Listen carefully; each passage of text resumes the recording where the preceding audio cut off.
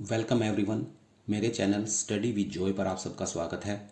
आज मैं जीन पियाजे के संज्ञानात्मक विकास के सिद्धांत के बारे में बात करूंगा। ये सिद्धांत बहुत इम्पोर्टेंट है क्योंकि हर बार एग्जाम में इस सिद्धांत से क्वेश्चंस जरूर पूछे जाते हैं। तो चलिए सबसे पहले जीन पियाजे के बारे में जान लेते हैं। इस सिद्धांत के प्रतिपादक जीन पियाजे एक जाने माने विकासवादी मनोवैज्ञानिक थे। वे स्विट्जरलैंड के निवासी थे। इस सिद्धांत को बनाने के लिए पियाजे ने अपने स्वयं के 3 बच्चों का शैशवावस्था से किशोरावस्था तक अध्ययन किया, जहां उन्होंने देखा कि बच्चे कैसे ज्ञान और समझ को सीखते हैं। पियाजे यह मानते थे कि बच्चे अपने परिवेश के साथ व्यवहार करके दुनिया की समझ का निर्माण करते हैं। उन्होंने अपनी पुस्तक द साइकोलॉजी ऑफ इंटेलिजेंस में इस सिद्धांत के बारे में बताया था। संज्ञान शब्द का अर्थ है जानना या समझना। यह एक ऐसी बौद्धिक प्रक्रिया है जिसमें विचारों के द्वारा ज्ञान प्राप्त किया जाता है। जीन पियाजे के अनुसार बालक का बौद्धिक विकास एक क्रमबद्ध तरीके से होता है। जैसे बच्चा भूख लगने पर रोता है, वह अपनी भावना को विभिन्न क्रियाओं या इंद्रियों के माध्यम से प्रकट करता है।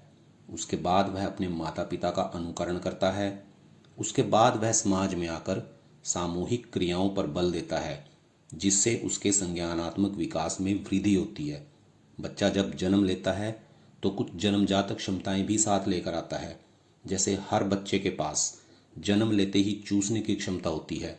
प्रकृति द्वारा दी गई बच्चे की इन जन्मजात क्षमताओं का जब उसके आसपास की घटनाओं के साथ इंटरेक्शन होता है, तब बच्चे का संज्ञानात्मक विकास होता है।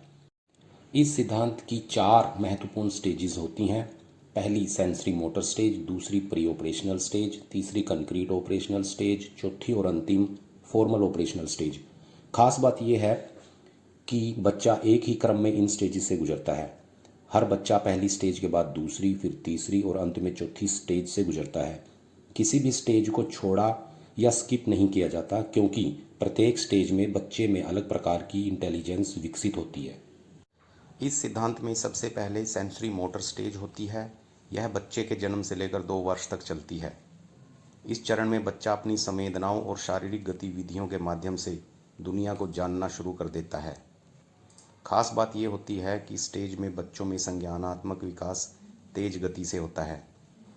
बच्चा अपनी इंद्रियों जैसे आँख, नाक, कान आदि का उपयोग करके चूसने, पकड़ने, देखने और सुनने जैसी बुनियादी क्रियाएं करके दुनिया के बारे में सीखता है।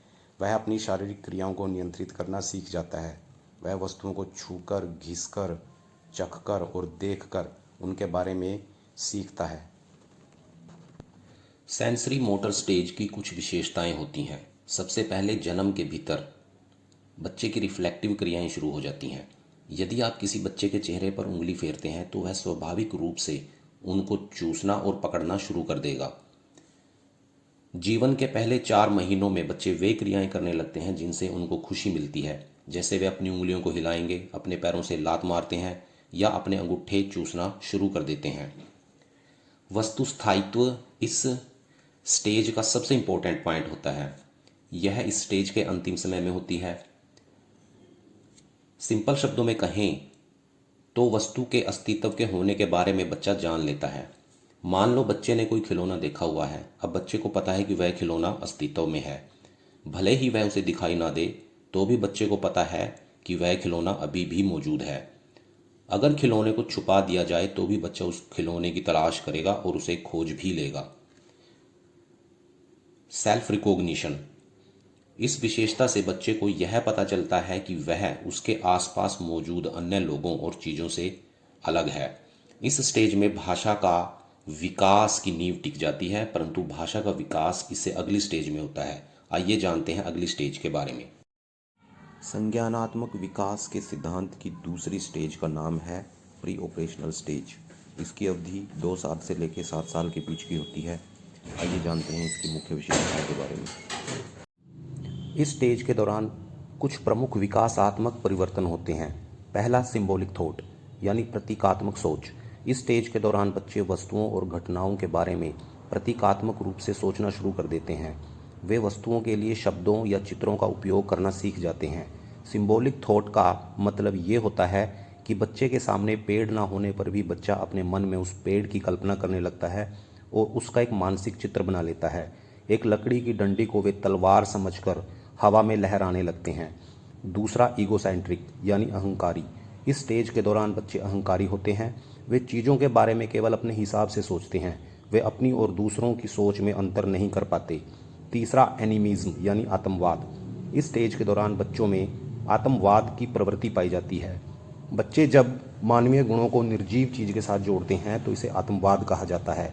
वे सोचते हैं कि निर्जीव वस्तु जैसे खिलौने में भी एक व्यक्ति की तरह ही जीवन और भावनाएं होती होंगी।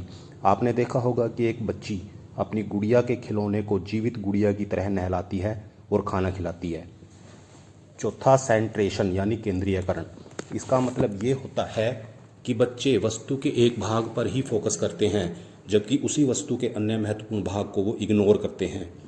पांचवा, प्रिटेंड प्ले यानी बनावटी नाटक। इस चरण में बच्चे झूठ मूठ के खेल खेलते हैं, जैसे वे नकली फ़ोन पर बात करते हैं या किसी काल्पनिक दोस्त से बात करने लगते हैं जो वास्तव में होता ही नहीं है। इस सिद्धांत की तीसरी स्टेज का नाम कंक्रीट ऑपरेशनल स्टेज है।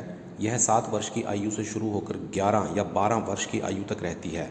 इस स्टेज में बच्चे लॉजिकली यानी तार्किक रूप से चीज़ों को समझने लगते हैं। कंक्रीट शब्द से मतलब ऐसी चीज़ों से है जो मूर्त हैं, जिन्हें प्रत्यक्ष रूप से देखा, छुआ या अनुभव किया जा सकता है। इस स्टेज के दौरान प्रमुख विकासात्मक परिवर्तन होते हैं। पहला, क्लासिफिकेशन यानी वर्गीकरण। आप जानते होंगे कि बच्चे इस स्टेज में आने से पहले ही फूलों और जानवरों को 2 अलग अलग श्रेणियों में बांट देते हैं, परंतु इस स्टेज पर वे एक कदम आगे जा सकते हैं। वे समझते हैं कि समूह के भीतर उपवर्ग होते हैं, जैसे फूल पीले या लाल हो सकते हैं और जानवर भी उड़ने वाले या तैरने वाले हो सकते हैं। दूसरा, रिवर्सिबिलिटी पलटावी गुण। इस स्टेज में बच्चा सीखता है कि वे चीज़ें जो बदल दी गई उन्हें उनकी मूल स्थिति में लौटाया जा सकता है, जैसे पानी को जमाया जा सकता है और फिर से तरल बनाने के लिए पिघलाया जा सकता है। अब वह समझने लगता है कि 3 गुणा 2 6 होते हैं तो 2 गुणा 3 भी 6 होते हैं। तीसरा, कंजर्वेशन यानी संरक्षण। अब बच्चे समझने लगते हैं कि कोई वस्तु अलग दिखाई देने पर भी मात्रा में समान रह सकती है। वे यह जान लेते हैं कि आटे की बनाई गई गेंद को यदि चपटा कर देंगे या उसका रोल कर देंगे तो भी उसकी मात्रा समान ही रहेगी। बच्चे को समझ आ जाता है कि वस्तुओं में ऐसे गुण होते हैं जो वस्तु में किसी तरह के परिवर्तन करने पर भी नहीं बदलते। जैसे चाक का टुकड़ा तब भी चाक ही रहता है यदि वह 2 टुकड़ों में टूट जाता है। चौथा, सेरिएशन यानी श्रृंखलाबद्धता। इस स्टेज में बच्चा वस्तु की लंबाई या वजन के अनुसार उसको क्रम में लगाकर उसका एक व्यवस्थित रूप से व्यवस्था कर सकता है। उदाहरण के लिए वे अलग अलग आकार के लकड़ी के डंडों को उनकी लंबाई के हिसाब से क्रम में लगाकर उनकी एक सीरीज यानी कि श्रृंखला बना सकते हैं। पांचवा होता है डिसेंट्रेशन यानी विकेंद्रीयकरण। इस स्टेज में बच्चे डिसेंट्रेशन हो जाते हैं। इसका मतलब ये है कि बच्चे अब किसी वस्तु के केवल एक भाग पर ही ध्यान केंद्रित नहीं करते, बल्कि वे उस वस्तु के अन्य भागों पर भी विचार करते हैं। इस स्टेज की एक और विशेषता होती है ईगोसेंट्रिक टू सोशियोसेंट्रिक। इस अवस्था के दौरान बच्चे का अहंकार कम हो जाता है। वे ये सोचना शुरू कर देते हैं कि दूसरे लोग भी अपने अपने तरीकों से वस्तुओं के बारे में सोच रखते हैं। विकास के शुरुआती चरणों में बच्चे आत्म केंद्रित होते हैं, लेकिन इस स्टेज में वे अधिक सोशियोसेंट्रिक यानी कि सामाजिक केंद्रित हो जाते हैं।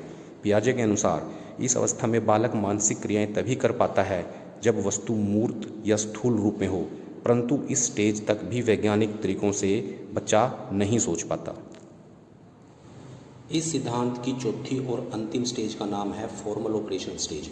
यह लगभग 11 साल की उम्र से शुरू होती है और लगभग 18 साल की आयु तक जारी रहती है। इस अवस्था में बच्चों की सोच एडवांस हो जाती है। इस अवस्था में बालक में अच्छी तरह से सोचने, समस्या का समाधान करने और निर्णय लेने की क्षमता का विकास हो जाता है। इसलिए इसे एब्स्ट्रैक्ट थिंकिंग की स्टेज भी कहा जाता है। इसकी कुछ विशेषताएं होती हैं। पहली, यह रियल वर्सेस पॉसिबल की स्टेज होती है। इस स्टेज के दौरान बच्चे केवल मूर्त चीज़ों के बारे में ही नहीं, बल्कि काल्पनिक चीज़ों और संभावित घटनाओं पर भी चिंतन करना शुरू कर देते हैं। दूसरा, डिडक्टिव रीजनिंग। इस स्टेज में बच्चा डिडक्टिव रीजनिंग सीखना शुरू कर देता है। डिडक्टिव रीजनिंग का उपयोग करके हम जनरल टू स्पेसिफिक की ओर बढ़ते हैं। इसमें किसी निष्कर्ष को निकालने के लिए तथ्यों का उपयोग किया जाता है। जैसे सभी जानवरों की 4 टांगें होती हैं, घोड़े की 4 टांगें हैं, तो इसलिए हम यह निष्कर्ष निकाल सकते हैं कि घोड़ा भी एक जानवर है। तीसरा एब्स्ट्रैक्ट थॉट। इस स्टेज में बच्चा मूर्त के साथ साथ अमूर्त चिंतन करने योग्य भी हो जाता है। अमूर्त का अर्थ होता है वे चीज़ें जिन्हें हम देख, सुन या छू नहीं सकते, इन्हें केवल महसूस किया जा सकता है, जैसे प्यार, नफरत, सहानुभूति, न्याय, सफलता आदि भावनाएं। जैसे वह किसी के मरने की खबर सुनकर दुखी हो जाता है और किसी कहानी को पढ़कर उसके बारे में सोचता है। चौथी होती है साइंटिफिक रीजनिंग। इस स्टेज में बच्चे वैज्ञानिक पद्धति के आधार को समझने लगते हैं, वे कारण और परिणाम के आधार पर फैसले लेते हैं। एक और इम्पोर्टेंट विशेषता है हाइपोथेटिकल डिडक्टिव रीजनिंग। इस स्टेज के दौरान किशोर अक्सर क्या होगा यदि ये होता, इस प्रकार की स्थितियों और प्रश्नों पर विचार करते हैं और उन्हें हल करने का प्रयास करते हैं। इस स्टेज में व्यक्ति में किसी तथ्य के विपरीत तर्क करने की क्षमता होती है। उदाहरण के लिए यदि उनसे पूछा जाए कि यदि बर्फ़ काली होती तो क्या होता, तो वे इसके बारे में सोचकर अपने विचार से इस सवाल का उत्तर दे सकते हैं। जीन पियाजे ने कॉग्निटिव डेवलपमेंट थ्योरी की कुछ इंपॉर्टेंट कंसेप्ट भी बताई हैं, जैसे schema, assimilation, accommodation and equilibrium. In concept के बारे में आप मेरे नेक्स्ट वीडियो से जान सकते हैं। आई होप कि ये वीडियो आपको अच्छा और इन्फॉर्मेटिव लगा होगा। साइकोलॉजी के अन्य कंसेप्ट एंड थ्योरीज़ के लिए आप मेरे चैनल को सब्सक्राइब करें और साथ ही वीडियो को लाइक करना ना भूलें। Thank you.